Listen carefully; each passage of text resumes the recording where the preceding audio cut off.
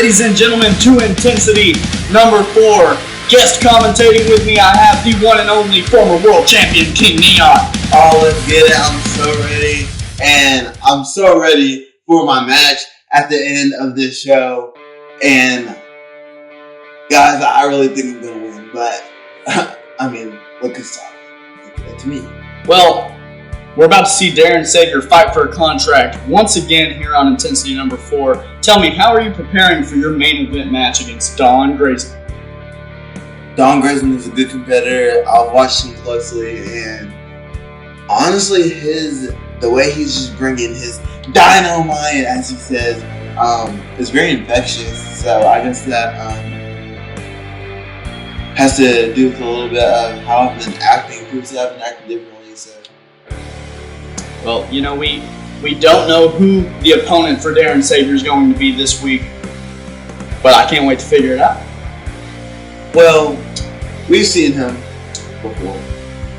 Multiple times, yes. And I don't think it's going to get it. We've never heard this theme song before. But my gosh! You know, this man gives me nightmares. He gives you nightmares. I mean, yes, I did beat him against the goal, but I think I took a little bit of ass. We might have to bleep that out. Well, I think I speak for everyone here when I say Darren Savier's not earning a contract today. So, tell me, my other co-star, what did you see from Darren Savior that couldn't quite earn him a contract on Next Level number 12 when he faced Grazon? What did you see that was kind of his biggest flaw that he would look to avoid here in this matchup? To me, I feel like Darren Savior needs to stay focused on the prize. He needs to study his opponents, watch past videos in order to maintain that momentum so he can go and win that contract for AWE. And I think you're right there. Doing your homework against Lunatank is probably the best thing you can do because he has so much raw power if you don't know his game plan going in. And it's usually pretty simple, just kick ass and take names.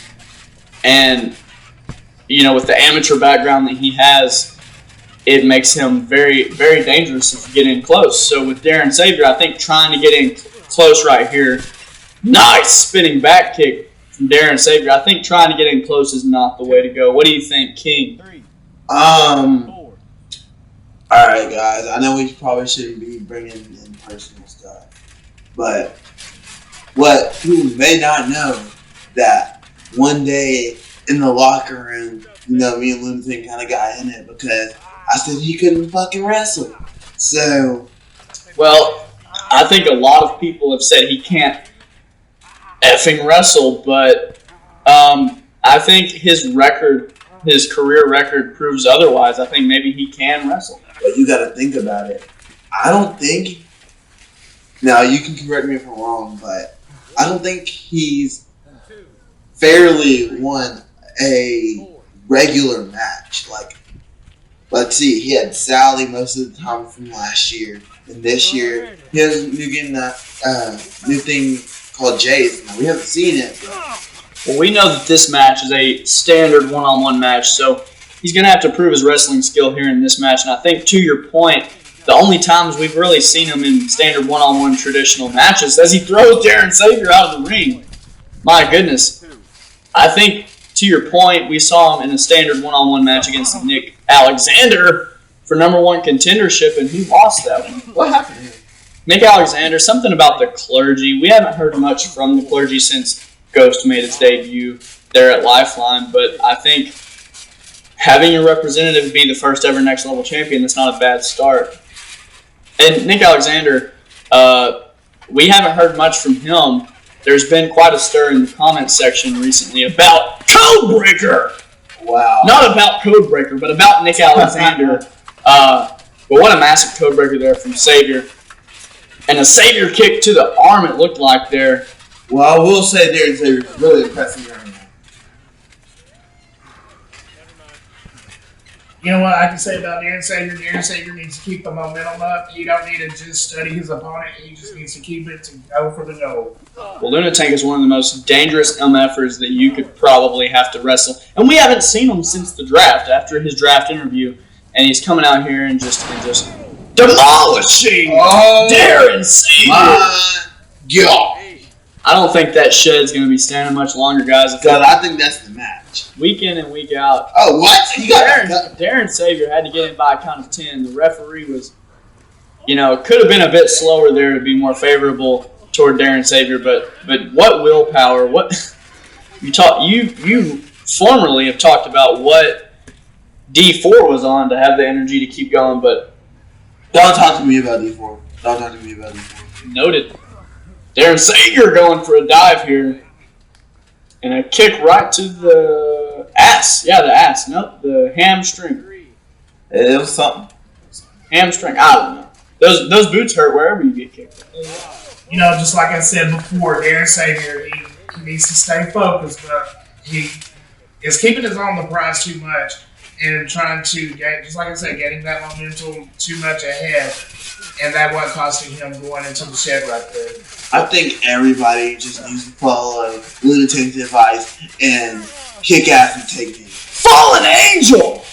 I don't know where he pulled that from, but he hit a Fallen Angel on Lunatank. There you go. Pulled one out of the bag and a kick out from Lunatank.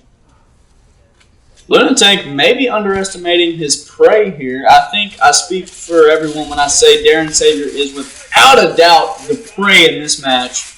But and he went for another one of those spinning back kicks we saw earlier from him, and it did not get it. And the amateur background of Lunatank showing as he slammed Darren Savior right on his neck. Well, I guess Lunatank is used to grabbing balls. What does amateur wrestling? Grabbing balls. Look at that rolling senton. And, Lunatank, I spoke with him, and he said here in year 2, he obviously took vacation earlier, and that's why he didn't fight for the Intensity Championship in the Battle Royale and all of that. But he said he wants to wrestle a different style from here on out. So I'm interested in seeing, as he nails Darren Savior, I'm interested to see what that different style is. Well, it looks like he's wrestling something with me right now, so I guess he's just not going to do that with you. He does look very similar. And I think right now he's just really manhandling Darren Savior. And I don't know, Darren Savior, is that a low blow? I don't know. I guess the ref didn't see it. Senton, double sentons across the back. And did he land the kick? It looks like he maybe hit the funny bone of Lunatank. They're trying to shake it out. I don't know. It looks like to me that Lunatank returned a low blow back. Maybe he did. Lunatank. See, this is where it's most dangerous. You don't want to get in close in a spear. That was the most ugliest spear I've ever seen. It got the job done, King. And it's not better than mine. It's not better than D4's. No, it's not better than mine. D4 can... I told you not to bring up D4 again. Do you want to get powerbombed? Do you want to get neon bombed through a table? Okay. I barely get out of the freaking basement as it is. Well, you think it's bad when we don't upload for 4 months. How do you think it is for me? Well, imagine being in the basement for 4 months. Minimal food. Okay. Well, speaking of faith, I'm sorry to interrupt you. Were you the one that started on that Netflix movie 13 cameras and get locked in the basement? No, I was on the spinoff 14 and a half cameras. Oh, okay. I think I've seen that. That was a pretty good spinoff. Package pile driver right on the neck. That is it. That is most definitely it. Darren Savior said otherwise, though. Kicking out. You see some of the roster back there in the background. They want to see... Lunatank is as much of an attraction to fans as he is D4. Maybe so. I don't know. But people... The fact of the matter is, people click on videos when they know Lunatank's going to be in it. I mean, oh my God. No. CHOKESLAM straight to hell. And that is it for Darren Savior.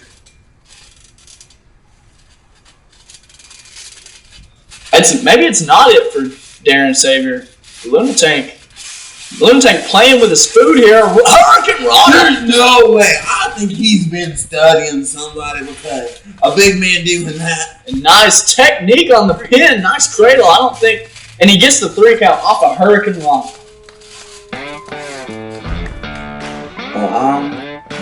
The Dynamite. A 3 count off a Hurricane Runner. I don't know that we've ever seen that. Well, D4 definitely couldn't get it done, so it had to be somebody. I thought we weren't bringing him up. I can bring him up. You don't bring him up. Darren Savier's still unemployed. He got kids. And next up, we're going to see the debut of Tanner Andrews, a newcomer we saw in the rookie draft. He hasn't made his debut yet, but he will next. Well, going back, like you said, the basement. Yeah, so 14.5 cameras, like, good stuff. Good stuff. Right. But, so, last episode, so yeah, I like to study my matches, so after our match after the episode got posted, I went back and watched my match. So during me and Henry Mac's match, you also said you were in the basement, and I just want to know, like, who's sticking you down there? Because listen, I'm not inclined to say who, mainly because they put a bag over my face before they take me down, or even before. So it was multiple people. Multiple people, yes. And I think more importantly here, you have a match coming up right after this. So I think about midway through this match, you probably want to go prepare. Don't tell me what to do.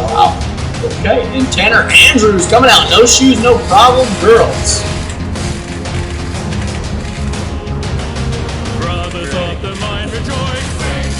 And he just looks happy to be here, and Charlie Mack looks not happy to be here because Charlie Mack is currently 1-3, not where he wants to be if he wants to achieve the glory that he thinks he can. Well, I'm sorry to bring this up again, but the basic thing. You said it's multiple people. Guys, I'm calling it right now. You heard it here first. The clergy. The clergy. I'm not gonna. I will neither confirm or deny that allegation because I don't feel as if I'm in a position to say, given that I've never seen the capturers. But you know who has seen somebody? Charlie Mack seeing Tanner Andrews right across the ring from him right now. What a segue. You know how you spell segue? I always thought it was S-E-G-W-A-Y. It's actually S-E-G-U-E. So segue, learn something new every day. I do. Well. Clothesline from Charlie Mack, a lazy clothesline. And I think what you're going to see here is Charlie Mack probably not going to try to put on much of a show catering to the fans because he's pretty pissed off right now, and Tanner Andrews loses his footing. He's in the ropes, and a smart play there by Tanner Andrews as Charlie Mack went for rules of engagement, and he just fell down. I think he might have took that one out of the page of Henry Mack because if you remember the 30-minute Iron Man match between Mack and Cheese, bro, nuts to the face. And he went for a roundhouse, and Tanner Andrews caught it and rolled him into a pin. Why has Darren caught it before? What are you trying to do? This is my first time seeing Tanner Andrews. I'd say right now, he is. Charlie Mack, just like you said, Charlie Mack isn't where he needs to be. But at the same time, Tanner Andrews can pull a good upset right here, but this might be it. And he went for rules of engagement, didn't get it. Clothesline, turning Charlie Mack inside out. What a clothesline by Tanner Andrews. Does he have any wrestling background? He does not. As a matter of fact, we have very limited footage of his training sessions as well. So he's kind of a hard guy to get a beat on here. Was it? Beat. Kind of a hard guy to get a beat on here. And he said it was 3. And the referee debating whether or not it's 3. It was 2. Roundhouse to the side of the face. King Neon, it has been a pleasure. I'm not leaving yet. 2. Don't worry, it's very easy. So do you already have your attire on, or like? Don't worry about it. It's very easy for me to get my jewelry.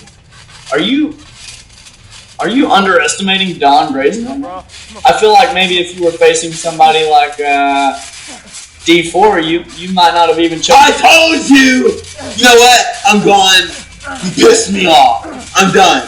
Goodbye. I mean, why would he even have to prepare for a match? I mean, he is the king. That's what they say. But I don't know. But I don't know. You tell me. He might be the princess. That might be a tiara he wears. Pretty in pink. Speaking of pretty in pink, Damian Kai back there. What we saw from him on the last episode, him and Jackson Palace, I think that's going to be a big rivalry going forward. And not to take anything away from this match, but if you guys want to see that, you're going to have to tune in the next level. But you know, I mean, that friction between Damian Kai and Jackson Palace, why would Jackson Palace say that he pretty much has the match? Because Jackson Palace is I've heard stories that he is really packing, if you know what I'm saying. So he's definitely an alpha. Definitely an alpha male. He's not scared to take showers with anyone. But see, if I was in Jackson Palace's shoes, if I'm going for some gold, I'm going to, even if it's the most hated person on earth, that I'm tagging with, I'm going to go for that pay window and go for the gold. I don't care. That's the only way I'm going to respect the most hated person on earth that I have with my tag for. I think to your point, as Charlie Mack going for rules of engagement, he hits it. Rules of engagement. 1. You think that's it? 2. 3. Well, it doesn't matter what you think, does it? Because it is.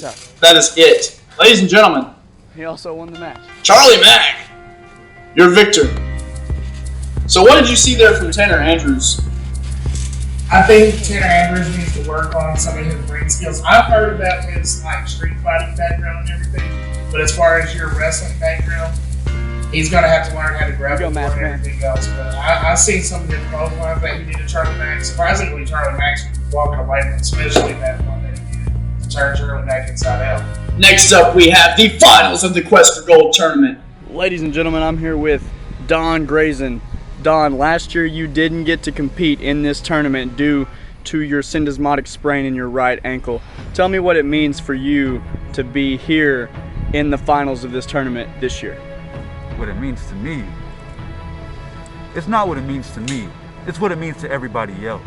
You gotta understand, yeah, I might have had an injury within my foot, but you gotta also understand, I didn't make an excuse. I climbed, I worked my tail off to get to where I'm at right now. These others should know that that's what sets me apart. I don't make excuses. Don Grazon does not make excuses. Don Grazon has tragedy. He goes to triumph, and then triumph goes to trophies. That is what will happen when Don Grazon takes the gold and quests for gold. And what does it mean to you to be able to face a former world champion in King Neon one-on-one for the first time in your career? What it means for him to be scared, because this is a new fire that's coming around in the AWE roster. This is Don Grazon. Who else? King Neon should be afraid. It doesn't matter what title he has. It doesn't matter who he beat, who he went against. He is going against a man who has the flame in his heart, in his passion, in his soul. What else is there to say? Don Grazon is taking the moment. He's taking advantage. He is taking the gold and quest for gold.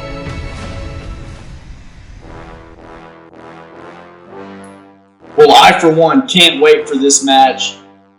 What an inspirational story. Don Grazon. I mean, just look at the record. 4-2. That's a great win percentage here.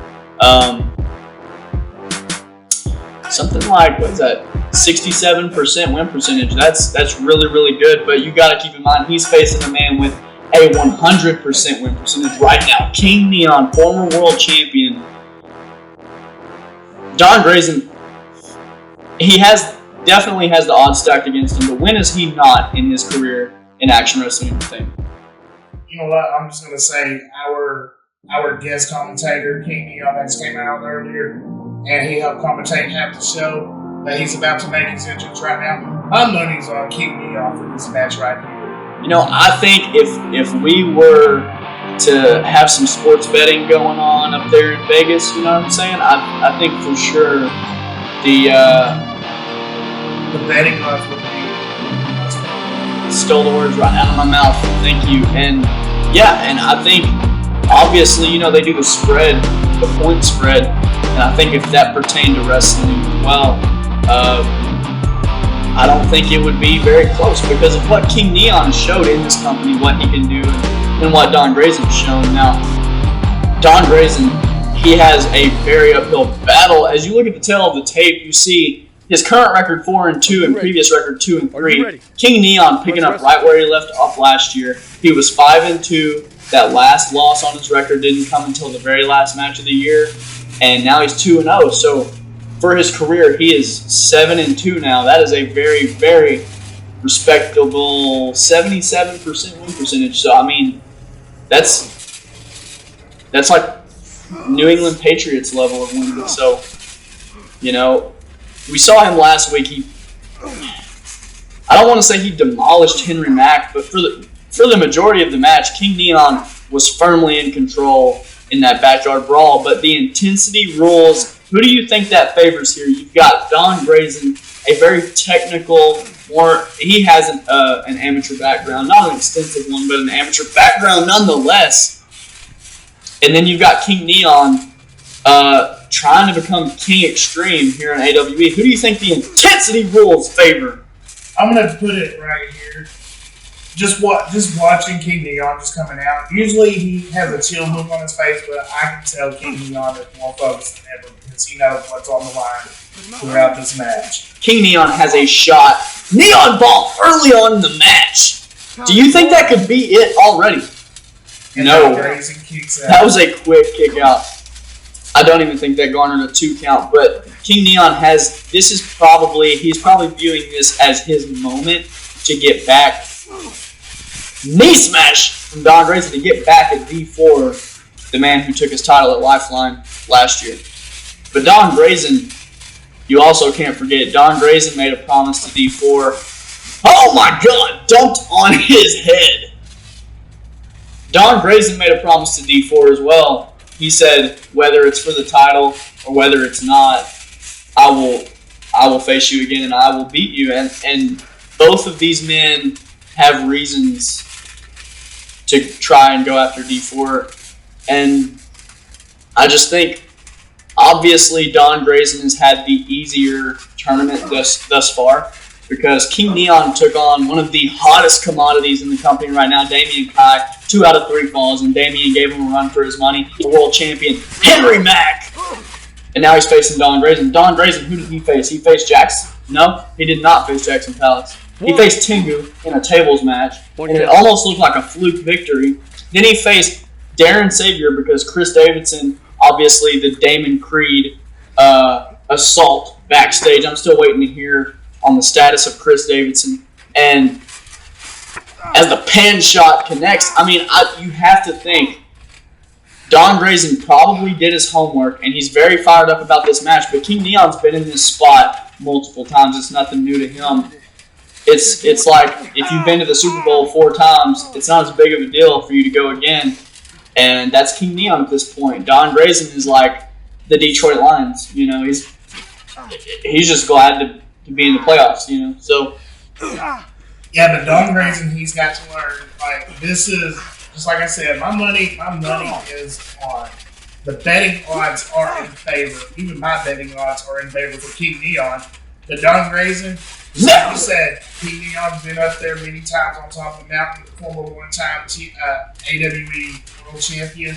But Don Grazon right here, he's got to pull some major moves, and he's got to stay focused if he's trying to get to the World Championship match. Well, I think most people are behind Don Grazon in this, but King Neon, since losing the title, he hasn't lost a step. When Henry Mack dropped the world title to King Neon, he he looked like he lost a step. He started losing matches, and he still, to this day, is losing matches as a big drop kick there.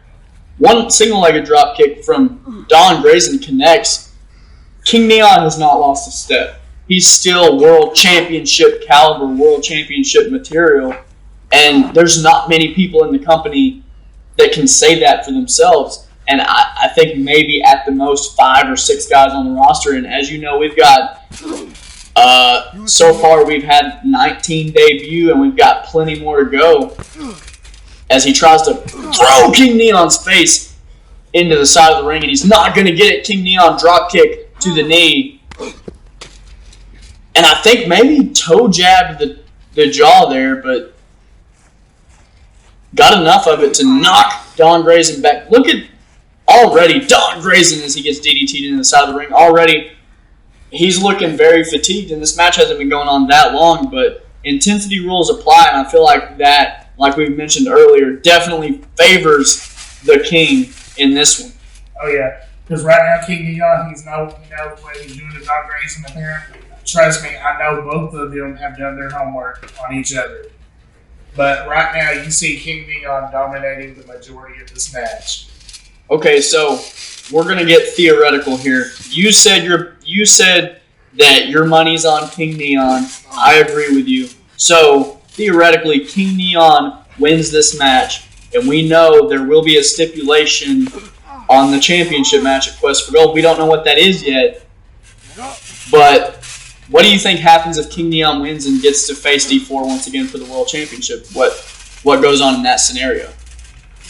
To me, King Neon, he's going to be on fire because he's only been on fire, just like you said, ever since he even lost the championship to D4. I feel like this is going to be a complete circle, and I feel like DDT into the side of the chair.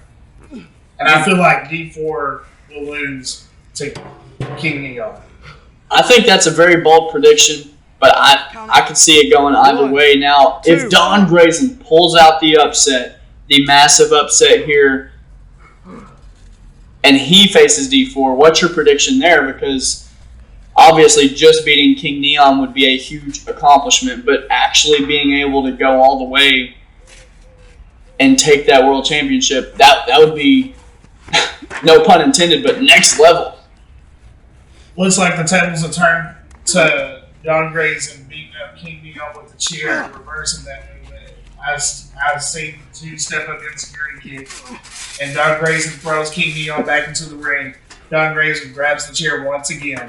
But my prediction on that right there, it's 50-50 between D4 and Don Grazon, but I have to put my money pretty much 51% betting odds on D4 because to me, I consider Don Grazon, even though he's on a hot streak as it is in this tournament, I feel like he's still the ultimate underdog no matter who he faces. And I get that as you see the enziguri kick there from Don Grazon. I think what D4, it's one thing to be the world champion and it's another thing to be a dominant champion. I don't think we've seen D4 reach that point where he's dominating the competition. I think obviously it took everything for him to take that from Neon, and then when he retained against Chris Davidson, it looked like it took even more to do that. So, like you said, I don't think D4 is necessarily lucky as Dawn of Oblivion connects on King Neon. I don't think D4 is lucky by any means. I mean, the skill is what got him there, but it just goes to show that holding on to a title in this company is not easy. You don't just get to walk in, claymore somebody, and walk out. No matter what championship, no matter what tier of the level of the championship that you hold, any title that you hold, you're going to be a huge target. Just like you said, any title at all. We saw a makeshift tag team on Next Level number 12 just 2 days ago, and they almost beat Future Shock. They were within, as Don Grazon walking a tightrope. Corkscrew Senton, do you think that's it? That's what he's got to hurry up and pin him. I don't know. That's what he put. I see it right here. That's what he put Darren Savior out with. Kicks out. And a kick out from Neon. Don Grazon, was that his best shot? Because think about, okay, if he can't really hit a Lion's Den, right? Because, I mean, you saw the tail of the tape. King Neon coming in at 245 and Don Grazon at 195, probably a little bit less than that.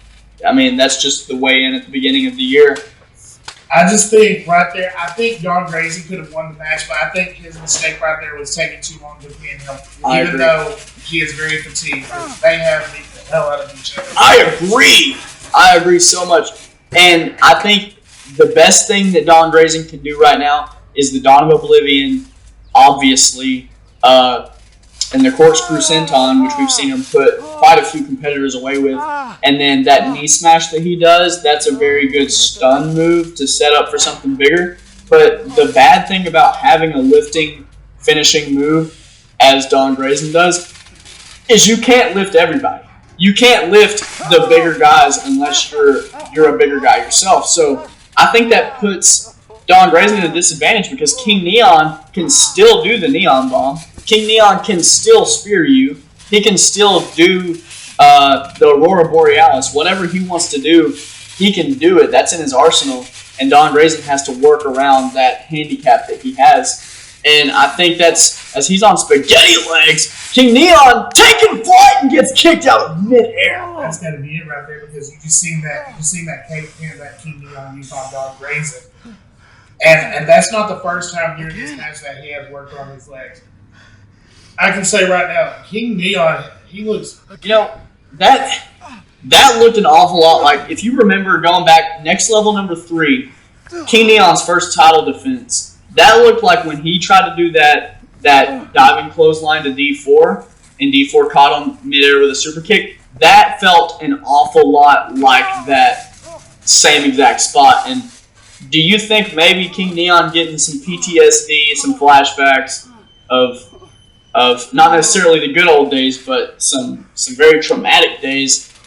I think so. And I think when you saw him face Damien Kai in the first round of this tournament, Damien Kai with the pop-up cutter, I mean, you saw how triggered King Neon got after that because obviously D4 with the pop-up cutter, we've seen that many times. And I wonder if there's something psychiatric going on here with King Neon and this obsession with D4 to drop kick to the chair right in the face. I think he's going to have more than one psychiatric problem after that. And Don Grazon, there's no way. Double leg drops onto the chair.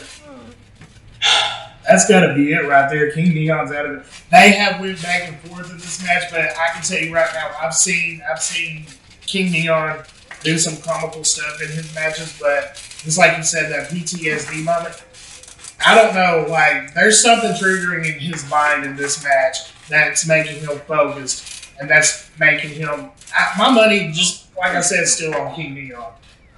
Was he going for a Lion's Den on King Neon?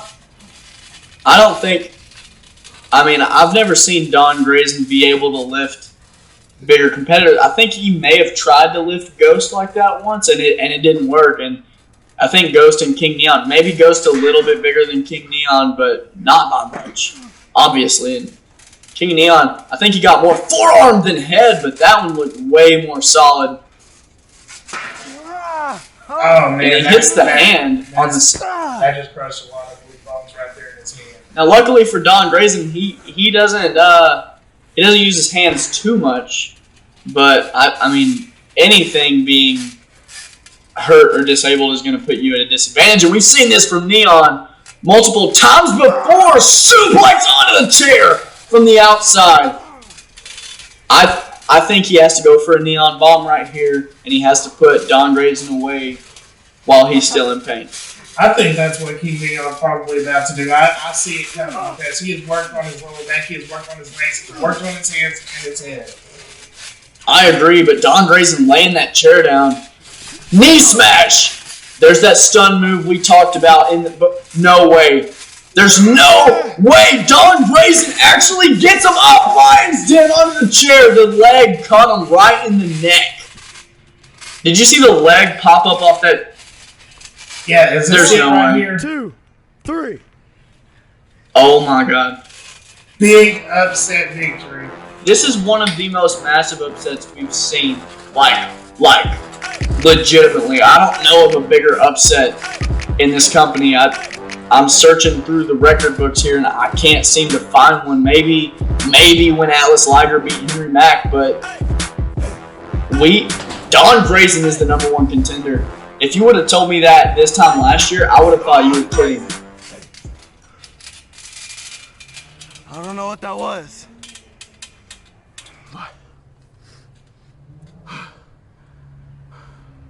You've earned my respect. But I don't know what kind of cahoots you're in with D4. I don't know if he put you up to that. But just know that me and D4, we're not over with. I don't think we've seen the end of King Neon's pursuit of revenge, but last man standing, that's the stipulation. That's going to be the stipulation. What a stipulation to have. D4 has only been involved in one of those in his career, and he lost it, so... You know what, just like I said, Don Grazon was the ultimate underdog in that match. I changed my betting odds. Don Grazon is my favorite to win that match. Thank you guys so much for watching. Don't forget to chokeslam that subscribe button. We'll see you next time.